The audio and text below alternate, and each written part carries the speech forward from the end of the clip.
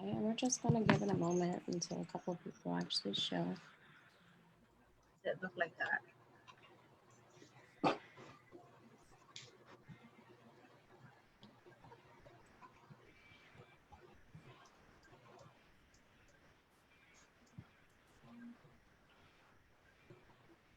It's like really hot outside. Yes, it is. I just woke up not so long ago, so I don't even know. To go back to work. So you work third shift? I'll be in the AC. I work 7 to 7. Oh, okay. So is this your weekend off then? No, I'm going to work. You got to go work after this? Mm-hmm. Okay. We won't harass you too long. No, it's okay. It's okay. I'm trying to put the watch party. You're good.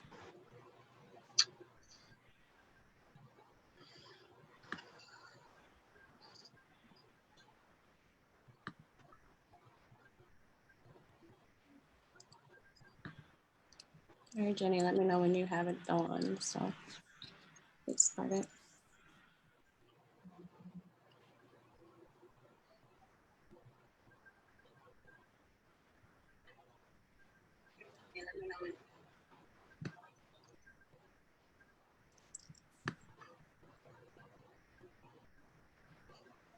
Hi, Okay. Rika. Hello, Diana. Sorry. You ready?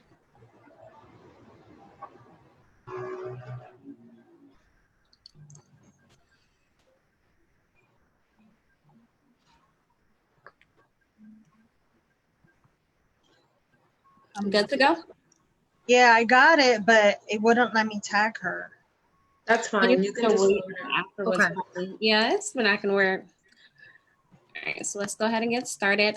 Thank you everyone for tuning in to Uncommon Women. I'm Shanira. And I'm Jenny Lee.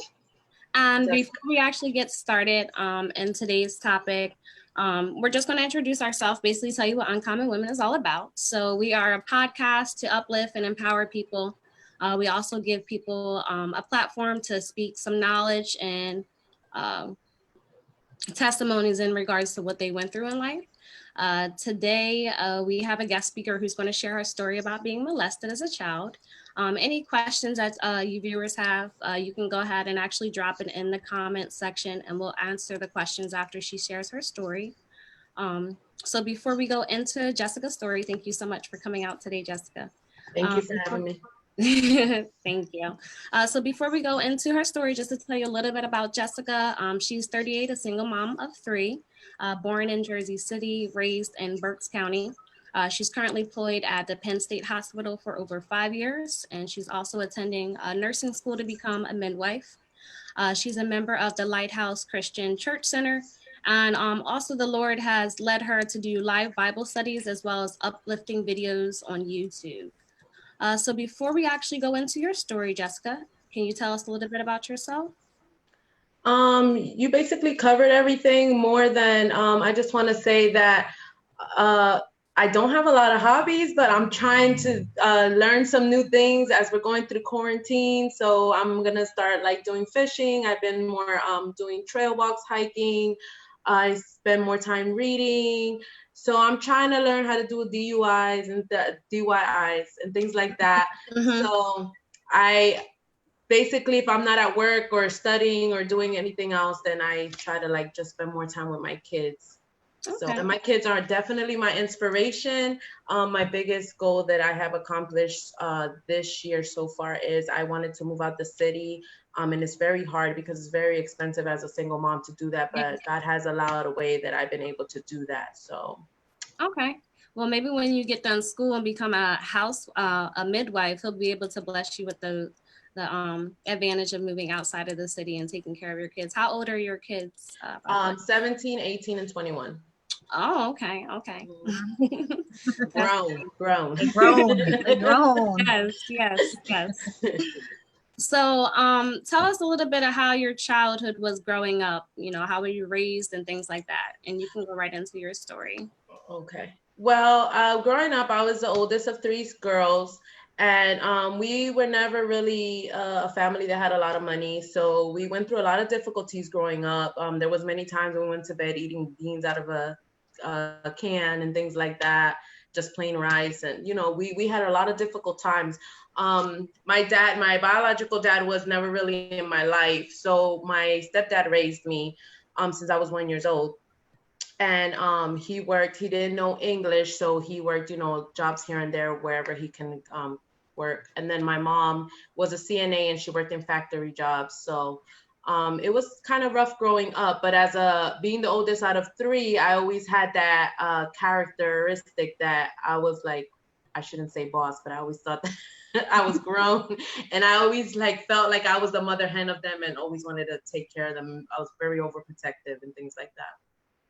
So yeah, and then so how my life started was that growing up without a dad, you always, even though I had a stepdad, and my mom always told us the difference, you know, she always taught me the difference, you know, this is your stepdad, but he's like your dad.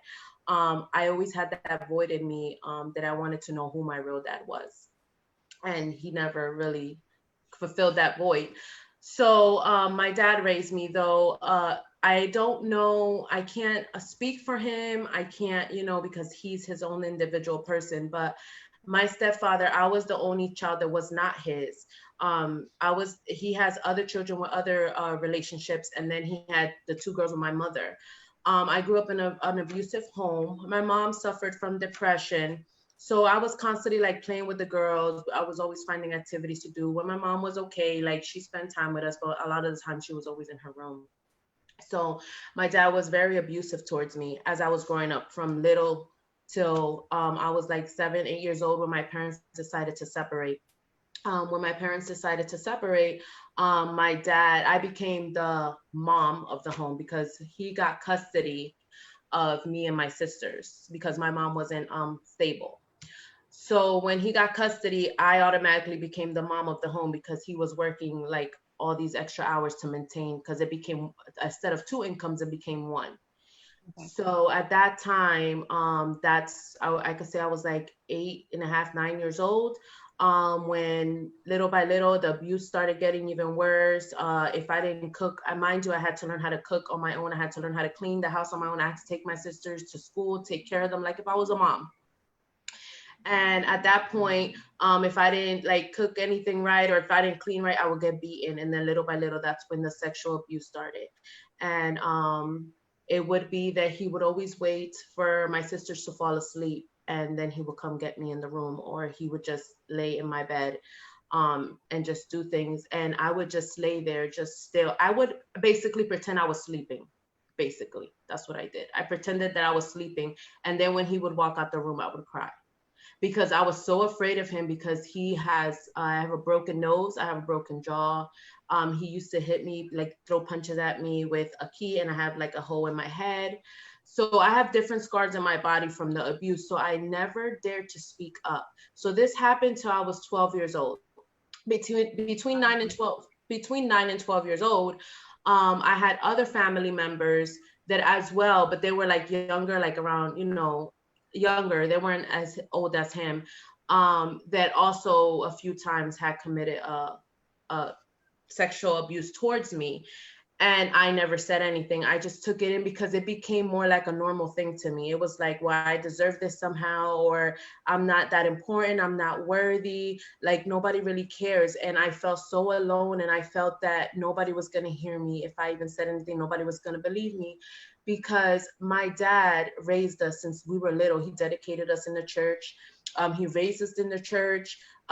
He was a member, he participated, and you know, you would look at him and you would think, no, he would never. Like, you would look at this man and you would never think nothing wrong of him.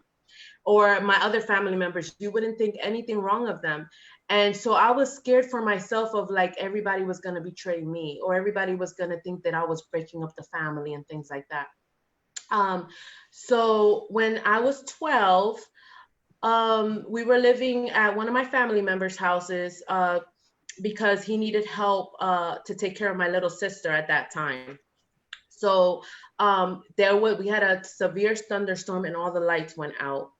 And when the lights went out, he went with a flashlight to make sure that we were all okay. At that moment, he went in my room and again at 12 years old tried to do something. And that's the last time that he ever did anything, because I told my family about it, and they called my mom, I called my mom, and my mom called the cops, and she came and picked me up because I didn't live with my mom at that time. And she came and picked me up. He was pressed charges. He had a record and everything. But like I said, it was very hard because I had family members and people, you know, from the church and people that knew him that still just, they didn't believe. They didn't believe. Like they thought I was making it up, that I was seeking attention. So it was very hard because as I grew up with low self-esteem. I grew up thinking that I was worthless because once my biological father didn't want me. So then I had this man in my life that just abused me and physically and emotionally and mentally. When I didn't do something the way he wanted to, he would call me, like in Spanish, because he didn't know English, he would call me fatty, that I was worthless, that I'm clumsy, that I don't know how to do anything. So that role played in my mind all my life. Like, and as I was growing up to be a young lady, as a teenager, I was very promiscuous. I was very careless. I didn't care what anybody thought because that's the mentality that he allowed me to think. Like, he allowed me to think that my body wasn't worth anything. He allowed me to think that I would never be anything. So as I grew up and I got older, I lived like that for a long time until I had my older daughter. She is adopted. I adopted her, and I had her since she was young. And I told myself that I would never raise my kids like that. That I never wanted them to feel worthless or feel afraid or feel that they're not worth anything to society or to themselves. So it was really hard because I did end up getting married. I had 2 marriages. And within my first marriage, we had a lot of issues because there was a lot of times where I had nightmares. There was a lot of times where I didn't want to be touched. There was a lot of times that he would trigger certain things or do something a certain way that it made me have a flashback. And I was like, I can't do this. So we did have complications in our marriage, very much because of it. And with my second marriage as well, we had a lot of issues with it. But I can say today through counseling, I did counseling in church and out of church. I have learned that, you know, you don't have to be a statistic and you don't have to live the way that people want you to live or feel that they want you to feel just because there's something wrong with them. Because the question is what's wrong with them, not what's wrong with you. And that's what I had to learn. But it's doable, you know, like a lot of people feel like they have to live in this life that oh, this happened to me, so this is why I am the way that I am. No, you don't have to live like that. You don't have to live like that. You can be conquerors and be better than that person. So yeah, that is what I went through. Wow. Wow. Thank you so much for your courage to actually come out and share your story in regards to that. What has the abuse done to you as far as like mentally, emotionally, physically? You know, how has it affected your adulthood, you know, having kids as well, girls at that? Well, mentally, it got me to the point that I feel as though, well, from before and after, from before it was like, I would never be able to have kids because I felt that I was always going to have to keep my guard up. And in my mind, I was like, oh my goodness, if I have kids, I'm going to be this overprotecting, overbearing mom, you know, and that I was not going to be capable to do this. But now mentally, I'm like, okay, I just make sure that I speak to my kids. As I raised my children, I always told them to watch every guard, to never be afraid to speak out. That is the main thing you have to teach your kids. Never be afraid to speak out. It doesn't matter who they are, because to society, they might look like a good person, but you never know what's happening in closed doors. And I never wanted my kids to be afraid of that. Emotionally, I did suffer from a lot of low self-esteem, and I made a lot of mistakes in life because of it. Physically, I could say that I never really had self-worth about myself or cared about myself or my appearance, and because I felt worthless. So as I got older and I had my own kids, I realized that no, that is not correct. And you can be a better person and you can be good. So it changed throughout the years. As a mother, has abuse with your kids ever crossed your mind? No, I would never. Like, I am so, I, I shouldn't say this, but it gets me infuriated sometimes when I hear that people that rape other people is because they were raped or because molested or other things because it, and I don't feel, from my point of view, I don't feel that that's necessarily true. I don't feel that because you've been through something, why would you want to inflict pain on someone else if you know exactly what that feels like? You shouldn't want to, and I've never.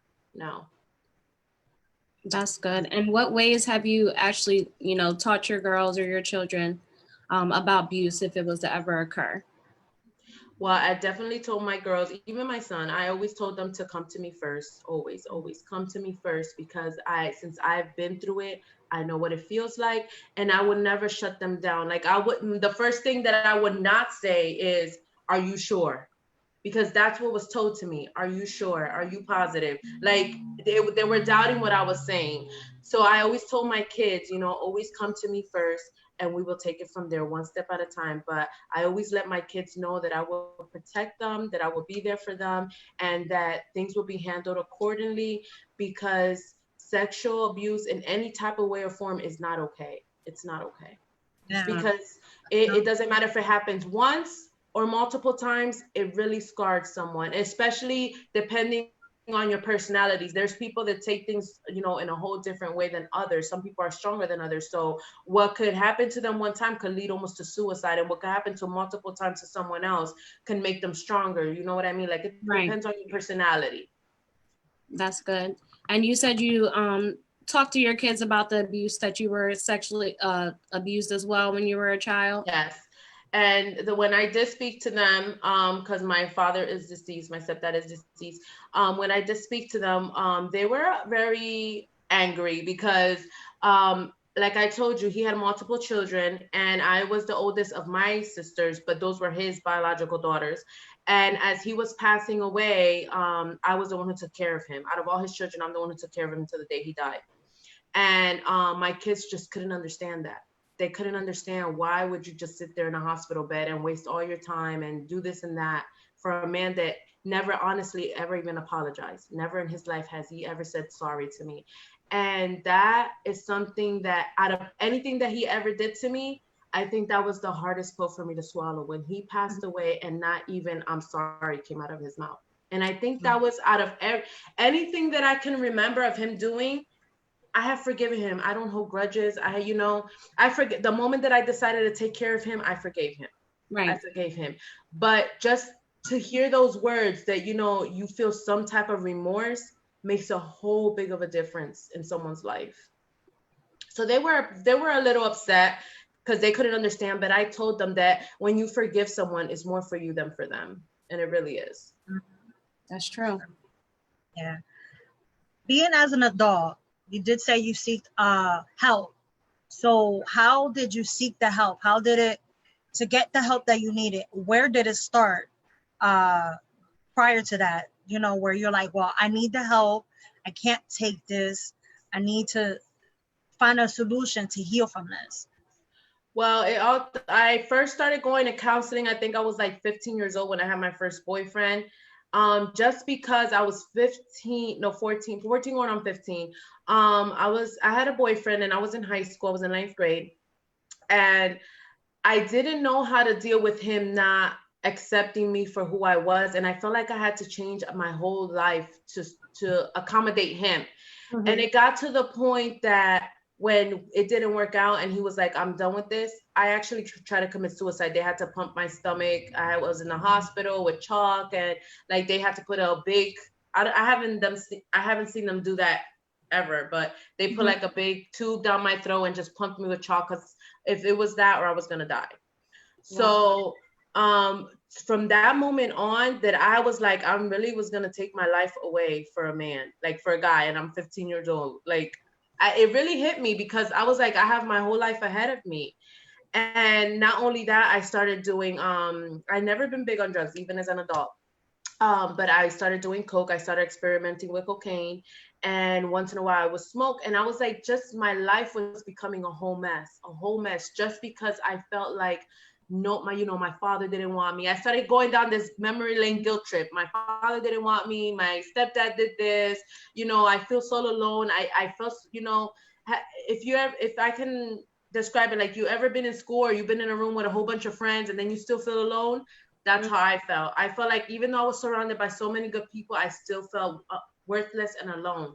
So by that point, when I started doing all that stuff, that's when I realized that I needed to go to counseling. So I did try some counseling, but the counseling that I tried was on 11th Street next to City Park. That was the first counseling I ever went to. And I felt like the lady made me feel as though I had some part of it just because I didn't speak up at the moment. What? So Wow. so I did go for like a month, and then after that I stopped because I was feeling worse every time I went. Like, I felt like it wasn't helping me. So then I went on for several years dealing with it like that. And then after I had my children, that's when I was like, I have to fix my life, because even though I had my kids and they felt a big void in my life, I still felt very, very empty and very hurt. And I was still having nightmares as a grown woman. I was 21, 22 years old already at that time. And I started doing like counseling. They put me on some medicine, which I'm not big on medicine. I took it for like 2 or 3 months and I stopped that. And then I went on and off to counseling, and it helped here and there. Then I drained myself in my work, and I'm a big person on working. So I become a workaholic here and there once in a while. So I just drained myself in work, between my kids and work, and it caused me not to think, really. Like, it just allowed me not to think about anything. And then as I started going to church, I was 25 years old when I started going to church. Okay. And that's when they offered me this class. It was called Healing for Damaged Emotions. When I took that class, that was the first breakthrough that I had, because it allows you to see roots of yourself and sufferings within you that you didn't even know you had, damaged issues that you didn't even know they were there.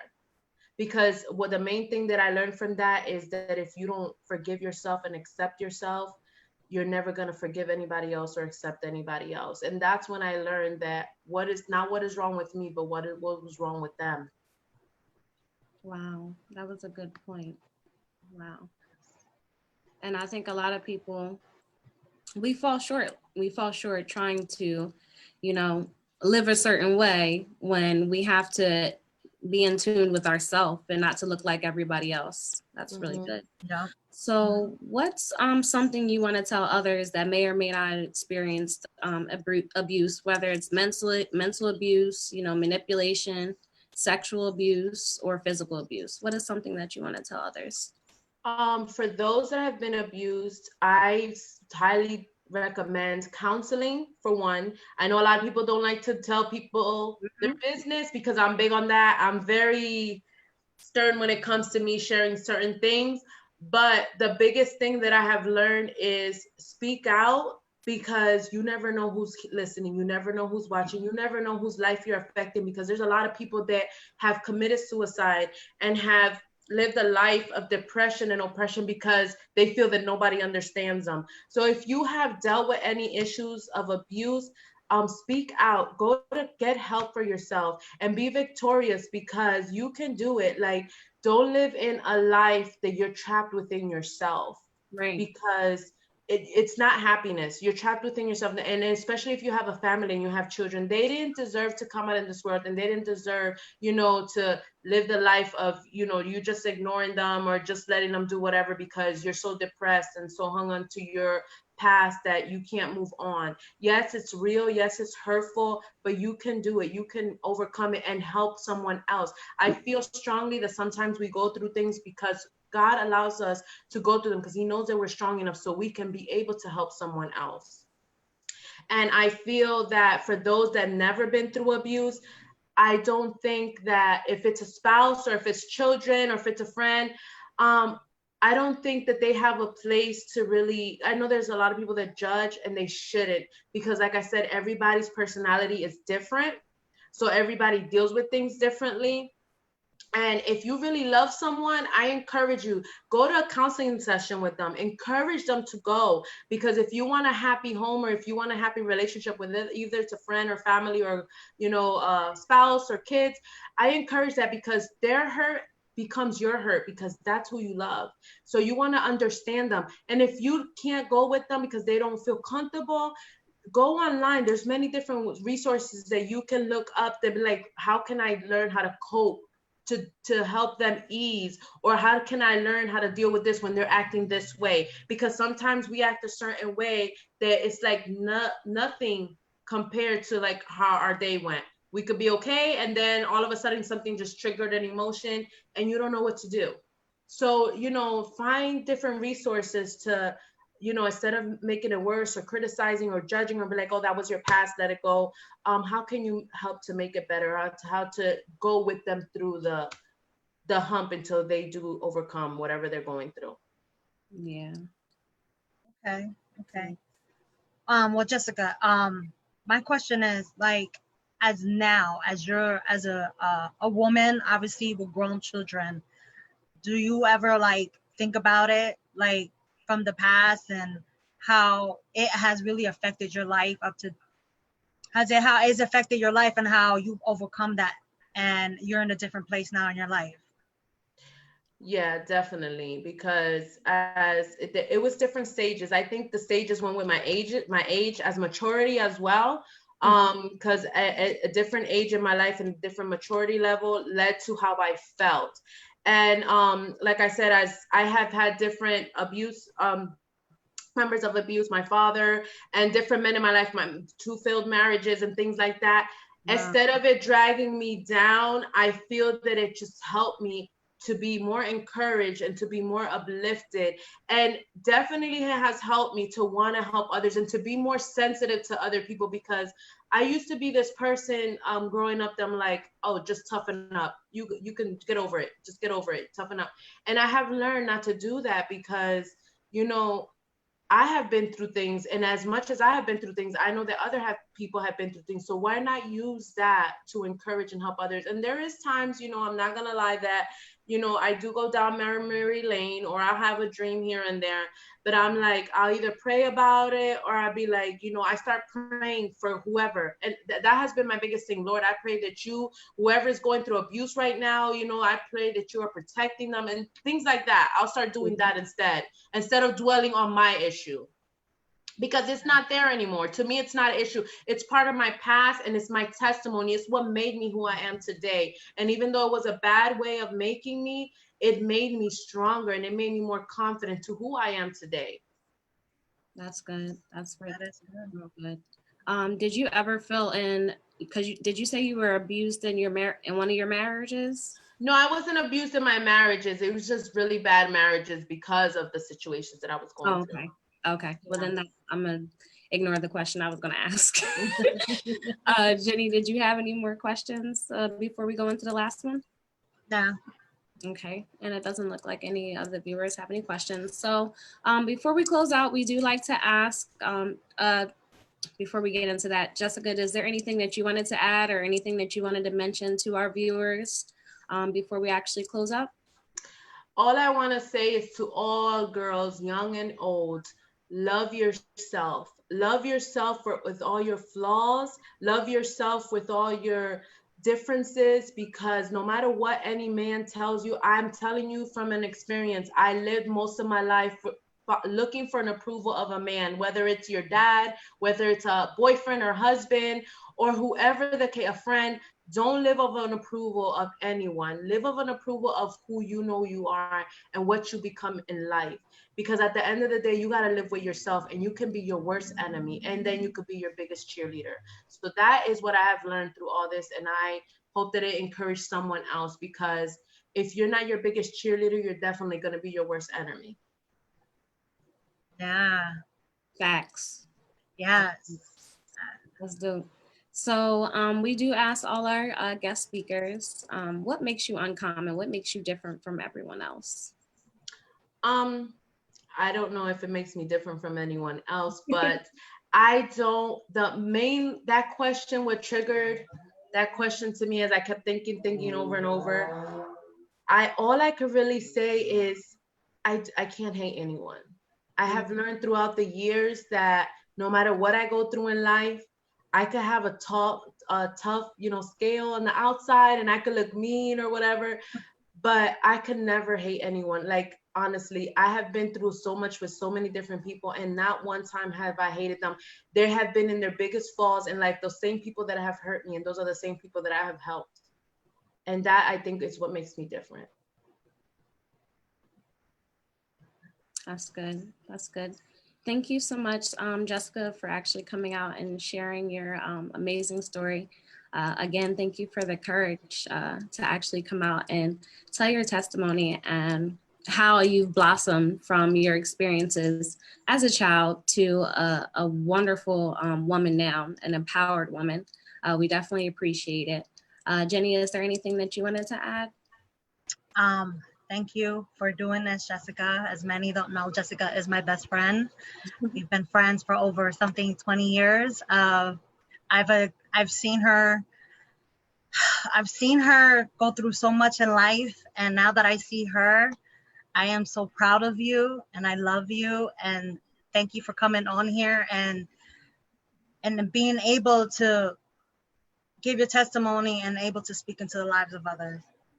Thank you. Thank you for having me, and I hope it definitely helps someone else. Thank you. So actually, before we want to close out, we definitely want to keep you in our prayers. And I'll be waiting until you tell me that you are a midwife. So Yes.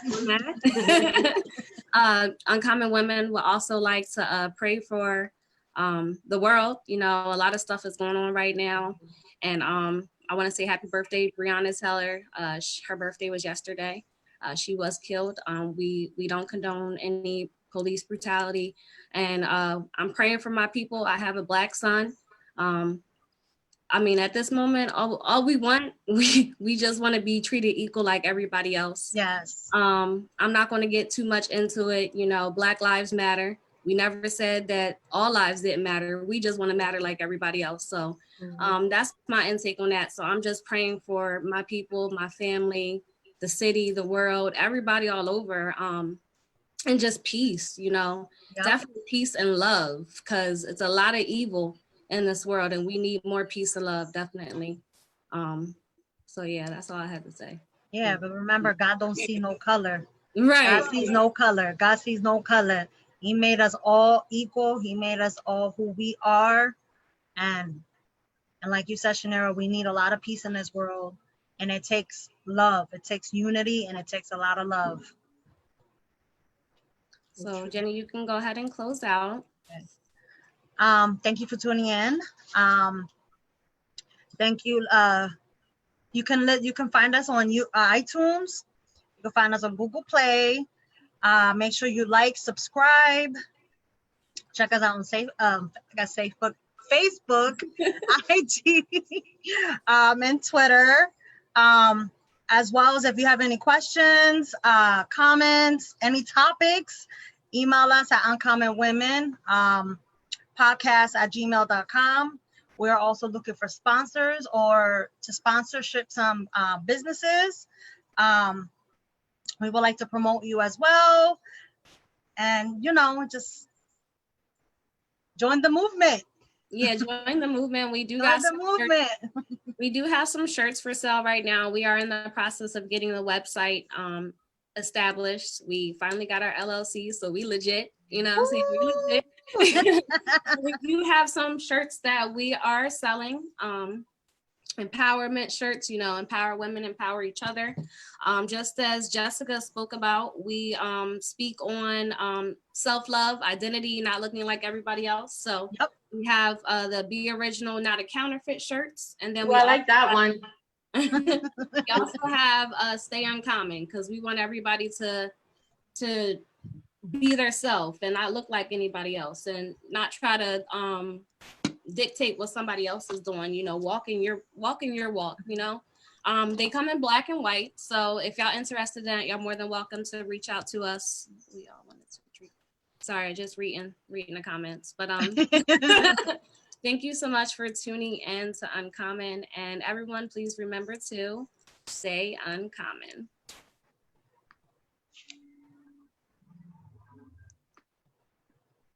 1 second.